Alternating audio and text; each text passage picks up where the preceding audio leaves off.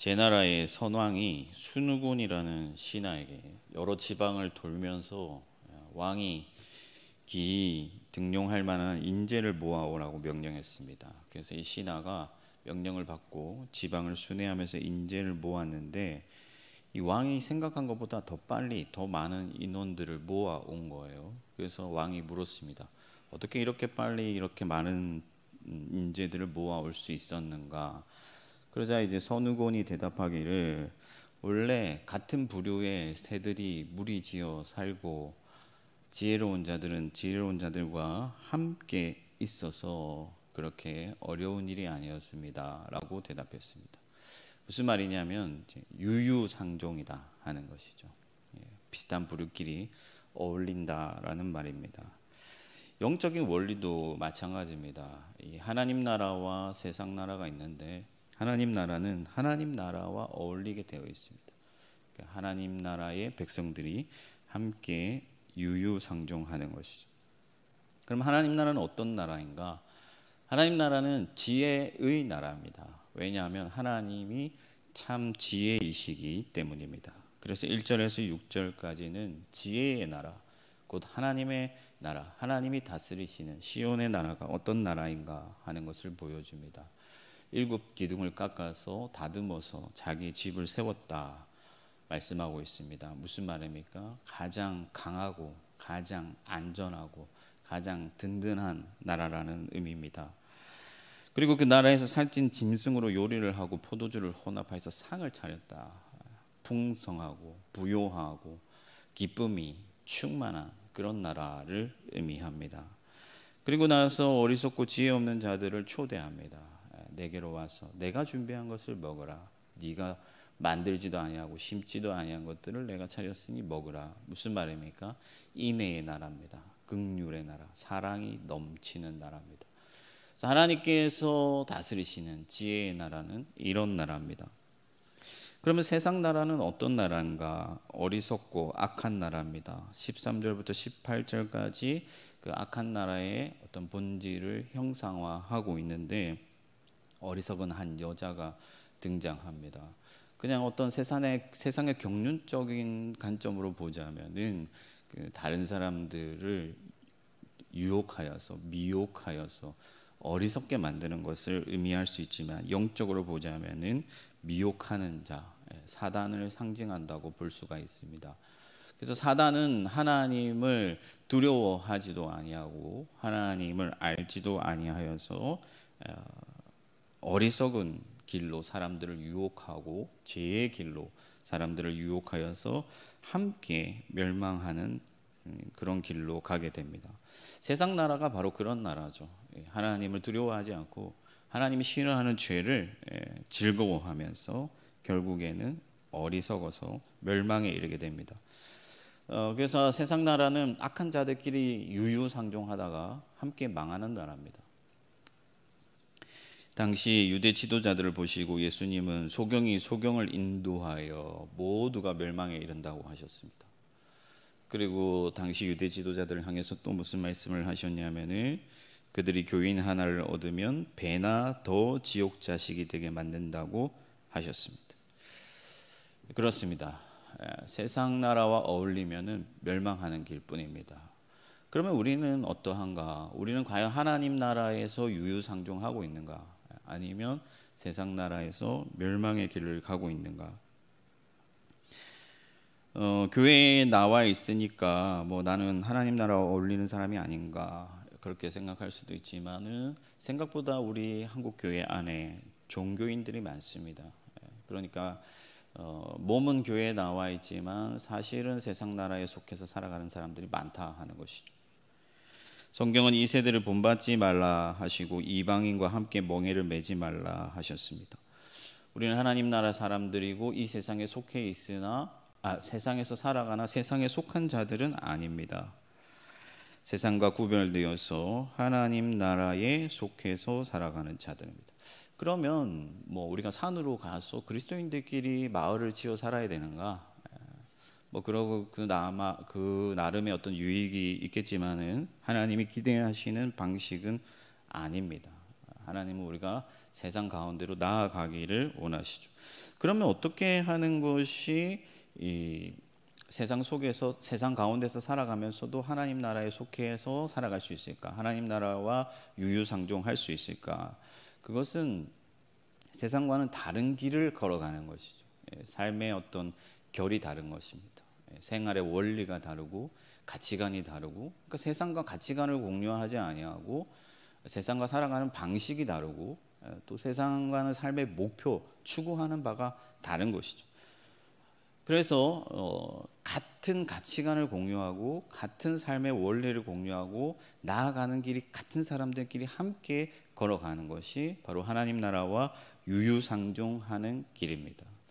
그 길을 구체적으로 본문 가운데서 몇 가지를 살펴보려고 하는데, 첫째는, 그러니까 하나님 나라와 유유상종하는 길의 첫째는 겸손히 배우는 길입니다. 겸손히 배우는 길이다. 9절 말씀을 보면요, 지혜로운 사람을 훈계할수록 더욱 지혜로워지고 의로운 사람을 가르칠수록 학식이 더한다고 말씀합니다. 하나님은 그의 백성들을 사랑하사 교훈하시는 분이시죠. 미가서 4장 2절을 보면은 야곱의 하나님의 전에 이를 때 그가 그의 도를 가지고 우리를 가르치시리라 말씀하고 있습니다. 하나님은 진리를 가르치시고 교훈하사 우리를 자유하게 하시는 분이시죠. 하나님께서 성경을 주신 목적도 그렇습니다. 우리가 지식이 없어 망하지 않게 하시려고, 우리를 알게 하시려고, 깨닫게 하시려고, 배우게 하시려고 성경을 주셨습니다. 예수님께서는 귀 있는 자는 들으라 말씀하셨죠. 무슨 말이냐면 배우려고 하는 자들, 경청하려 하는 자들, 그 자들에게는 하나님의 말씀이 들려진다 하는 것입니다. 그러므로 우리는 귀를 열고 주님의 말씀을 듣고 경청하기를 즐거워해야 합니다. 그렇게 할 때 우리가 하나님 나라에 유유상종할 수가 있는 것이죠. 그러니까 하나님의 도를 즐거워하고 하나님의 진리를 배우려고 하나님의 어떤 진리를 향해 나아가는 자들이 함께 모이게 되어 있다 하는 것이죠. 뿐만 아니라 하나님은 이 세상을 지으신 창조자이시기 때문에 모든 어떤 그분의 경륜 가운데서, 이 세상을 운영하시는 그분의 섭리 가운데서 우리가 배울 것이 있습니다. 그래서 잠언을 보면 개미에게서 배우라고 말씀하잖아요. 세상 속담에도 세 사람이 함께 모이면 반드시 거기에는 배울 게 있다고 말씀하고 있습니다. 그래서 그리스도인들은 기본적으로 배우는 자들인데, 우리의 배움을 방해하는 가장 어떤 우리 안에 있는 죄의 요소가 뭐냐면은 바로 교만입니다. 거만한 것이죠. 내가 나 스스로 충분하다고 생각하기 때문에, 내 힘으로 할 수 있다고 생각하기 때문에, 하나님이 내게 필요 없다고 생각하기 때문에, 그런 교만한 마음들이 교훈받기를 싫어하도록 만드는 것이죠. 그래서 예수님은 거룩한 것을 개에게 주지 말며 진주를 돼지에게 던지지 말라 하셨습니다. 교만한 자들은, 거만한 자들은 어떤 진리도, 어떤 옳은 말도 거부하기 때문에 그런 것이죠. 여러분, 이 세대가 교훈받기를 거부하는 세대입니다. MZ 세대라고 하는데 주체의식이 강하죠. 뭐든지 서핑해서 스스로 알아보고, 그렇기 때문에 어른들한테서 잔소리 듣는 거, 충고 받는 거 굉장히 싫어합니다. 제가 어느 프로그램을 보니까 그 연예인들이 일반 사람들하고 인터뷰하는 그런 프로그램인데, 어떤 초등학생한테 그 연예인이 물었어요. 잔소리와 충고의 차이가 뭐냐. 그래서 충고는, 그 초등학생이 대답하는 게 뭐냐면은 잔소리는 대놓고 기분 나쁜데 충고는 묘하게 기분 나쁘다, 그렇게 얘기를 하더라고요. 그러니까 누군가의 말을 듣는 것 자체가 싫다 하는 거죠. 주체의식이 강하기 때문에 뭔가 이것이 장점도 있겠지만 가끔씩 좀 회의적일 때가 있어요. 과연 이것이 맞는가 하는 생각이 들 때도 있습니다. 그러니까 이 세대가 교훈받기를 싫어하는 세대이다 보니까 교회에서도 그런 거예요. 교회에서도 어른들의 말을 듣기 싫어하고 목사의 지도받기를 싫어합니다. 그러나 여러분, 그리스도인들은 낮은 마음으로 겸손히 배우는 자들입니다. 베드로전서 5장 5절을 보면요, 하나님은 겸손한 자에게 은혜를 베푸신다고 말씀합니다. 하나님이 우리 위에 계시기 때문에 하나님의 권위로서 우리를 가르치시고 또 우리에게 그분의 교훈을 내려주시기 때문에 겸손한 마음으로 열린 귀를 가지고 하나님의 말씀을 듣게 되는 것이죠. 그런 자들에게 학식이 더한다. 그러니까 예수님께서 있는 자는 더 가지게 될 것이고 없는 자는 가진 것마저 빼앗기게 되리라 하셨는데 그 말씀입니다. 우리가 하나님 앞에 나아가서 듣기를 즐거워하고 마리아처럼 겸손히 그분의 무릎 앞에 앉아서 예수 그리스도의 그 진리를 즐거이 배우고자 한다면은 우리가 더 풍성함을 얻고 더욱 충만하게 될 것이다 하시는 말씀입니다. 저도 결혼을 하고 이제 아내가 가끔씩 제가 설교하는 거 또 목회하는 거 이렇게 지적하고 또 혹은 가르쳐 주려고 할 때가 있지 않습니까? 그러면 처음에는 그게 굉장히 마음이 안 좋아요. 그렇지만 하나님께서 내게 가르치실 것이 있어서 아내를 주셨고 그 아내를 통해서 나를 지도하시고 가르치신다라는 믿음이 있기 때문에 그 말씀을 그러니까 아내의 얘기를 즐거이 들으려고 합니다. 물론 우리가 어떤 교훈을 받을 때 분별함이 필요한데 그렇지만 기본적으로 그리스도인들은 겸손한 자들이고 다른 사람들에게서 혹은 또 진리 가운데서 즐거이 배우려고 하는 자들이다. 여러분 우리가 자라가야 할 지점이 어디냐면요. 그리스도의 장성한 분량입니다. 충분한 사람은 아무도 없어요. 우리 중에 지금으로도 괜찮다라고 말할 사람이 아무도 없습니다. 하나님께서는 우리가 온전하여지기를 원하시고 하나님의 완전함 가운데 이르기를 원하십니다. 그리스도의 장성한 분량에. 그러므로 여러분 말씀 배우기를 힘쓰고 다른 사람을 나보다 낮게 여기면서 항상 배우는 자세로 누구에게서든지 즐겁게 배우는 여러분들이 되시기를 바랍니다.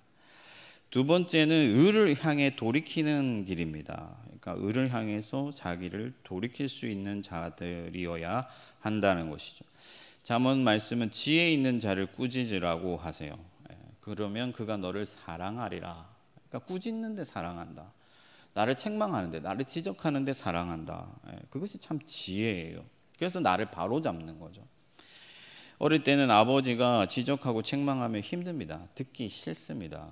그렇지만 성숙하고 자라면은 어떻습니까? 아버지가 참 나를 옳은 길 가게 하시려고 하시는구나 하고 아버지를 사랑하게 되죠. 마찬가지입니다. 하나님께서는 징계하시는 훈계하시는 분이십니다. 그와 같이 버려두지 않겠다 하신 말씀 중에는 여러분 먹이고 입히고 좋은 것만 주시겠다는 그런 의미만 있는 것이 아니라 지도하시겠다는 의미도 담겨 있는 것이죠. 우리가 잘못된 길로 갈 때, 우리가 그릇된 길로 갈 때 하나님께서는 우리를 훈계하십니다. 왜 그렇습니까? 하나님이 우리를 구원하신 목적은 우리가 흠이 없이 거룩하게 보존되어서 하나님의 온전함에 이르게 하시려는 것이 그분의 목표이기 때문에 그렇습니다. 여러분 그래서 교회에 직분자를 세우신 이유도 여기에 있습니다. 왜 장로들을 세웠습니까? 지도하도록 하나님의 바른 길로 갈 수 있도록 죄를 짓거나 그릇된 길로 갈 때 온전한 길로 갈 수 있도록 하기 위해서 직분자를 세운 것이죠.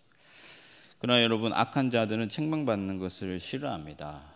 누가 자기 잘못 지적할 때 좋아할 사람이 별로 없습니다. 아무리 내가 잘못하는 것을 알아도 그것을 지적하면 괜히 기분이 나쁩니다. 이것이 인간의 본성이에요. 7절에서 8절 말씀을 보면 거만한 자를 징계하는 자는 도리어 능욕을 받고 악인을 책망하면 도리어 흠이 잡힌다고 했습니다. 그러니까 내가 잘 되길 바라는 마음에서 그를 책망하고 지적했다고 하더라도 악한 사람, 미련한 사람, 어리석은 사람은 오히려 공격합니다. 너는 어떠한가 보자 하고 상대방을 공격하게 되어 있습니다. 예전에 어떤 교회에서 목사님이 성도 한 분을 권징을 했는데 그러니까 잘못을 했기 때문에 권징을 한 거죠. 근데 명예훼손으로 경찰에 고소를 했어요. 이것이 오늘날 교회의 현실입니다. 그리스도께서 세상에 오셔서 회개를 요청했는데 악하고 교만한 자들이 그리스도 예수를 십자가에 못 박았습니다. 없는 죄를 찾아서 혐의를 더 씌워서 그분을 십자가에 못 박아서 죽였습니다. 예수님께서는 교회의 말을 듣지 않는 자들을 이방인같이 여기라 하셨습니다. 그러니까 교회의 지도를 받지 않는 자들은 하나님 나라와 유유상종할 수 없다 하는 것이죠. 여러분, 그리스도인들은 기꺼이 지도를 받습니다. 책망을 받습니다. 오히려 자기를 책망하는 자를 사랑합니다. 왜 그렇습니까? 하나님의 의를 기뻐하고 온전해지기를 기대하기 때문에 그렇죠. 무슨 말이냐면은 스포츠 선수가 있다고 할 때 자기가 금메달을 따고 싶어요. 근데 자기가 잘못하는 거, 또 어떤 미스하는 거, 잘못 훈련하는 거, 이런 것들을 누가 코치해 줄 때, 지도해 줄 때 그것을 달게 받습니다. 그렇게 달게 받을 때 성숙할 수가 있는 것이죠. 왜? 이 사람은 메달을 따고 어떤 정상에 오르는 것을 목표로 하기 때문에 누군가 자기를 코치해 주는 것을 원하죠. 마찬가지입니다. 그리스도인들은 하나님의 나라와 의에 이르기를 갈망하기 때문에 누군가 자기가 잘못된 길로 갈 때, 혹은 그릇된 길로 갈 때 그것을 바로 잡아주면은 오히려 그 사람을 사랑합니다. 여러분, 누구나 잘못할 수 있고 실수할 수 있습니다. 그러나 그것을 바로잡고자 하는 마음이 있어서 돌이키고자 한다면 하나님께서는 그 사람을 사랑하십니다. 그러나 잘못하고 그릇된 길로 가는데도 누구의 말도 듣지 아니하고 훈계받기를 즐거워하지 아니하면 멸망을 자초하는 것입니다. 여러분, 한국교회 오늘날 왜 한국교회가 이렇게 힘이 없습니까? 권징이 사라졌기 때문이다. 오직 하나님의 의를 갈망하고 옳은 길로 지도받기를 원해야 합니다. 그러면 생명을 얻을 수가 있습니다. 말씀을 정리하겠습니다. 오늘 말씀의 핵심은 10절 말씀입니다. 하나님을 경외함이 지혜의 근본이고 하나님을 아는 것이 명철이라고 했습니다. 여러분, 하나님이 없으면 무의미하죠. 그러니까 하나님을 사모하고 하나님을 사랑하는 것이 지혜요 명철입니다. 하나님을 섬기고 사모하고 경외하고 사랑하고 갈망하는 사람들은요 겸손해요. 왜? 하나님이 계시고 그 하나님의 영광에 자기를 비추어 볼 때 자기는 너무나도 미련하고 미약하고 어리석기 때문에, 그래서 겸손히 하나님께 배우고자 합니다. 또한 하나님께서 비추시는 그 빛 가운데 걸어갈 때 자기가 잘못된 길로 간다는 것을 알고 그 길을 돌이킬 수가 있는 것이죠. 사랑하는 성도 여러분, 세상에서 학식이 조금 부족해도 우리가 가진 것이 없어도 하나님을 잘 경외하고 하나님의 나라와 하나님의 의를 갈망하면서 하나님의 거룩한 것을 깨닫고 그것을 추구하면서 살아가면 영생이 있습니다. 예수 그리스도 그의 하나님의 아들을 아는 것이 영생이라고 했습니다. 그러므로 여러분, 예수 안에서 지혜와 지식을 구하면서 세상에서 잘 되기보다는 하나님 안에서 의로운 자가 되기를 갈망하시길 바랍니다. 그렇게 하나님 나라의 백성으로 유유상종하고 하나님 나라 안에서 살아간다면은 하나님께서 언젠가 여러분들을 맞이해 주시고 그의 나라에서 그분이 차리신 풍성한 식탁을 누리게 하시고 가장 든든한 나라, 가장 강한 나라, 사랑과 긍휼이 항상 넘치는 그의 나라에서 영원토록 살게 하실 줄 믿습니다. 저와 여러분들이 참 지혜의 나라에 들어가기를 주님의 이름으로 축원합니다.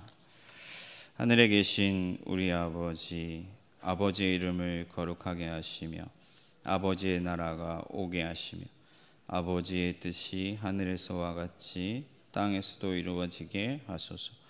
오늘 우리에게 일용할 양식을 주시고 우리가 우리에게 잘못한 사람을 용서하여 준 것 같이 우리 죄를 용서하여 주시고 우리를 시험에 빠지지 않게 하시고 악에서 구하소서.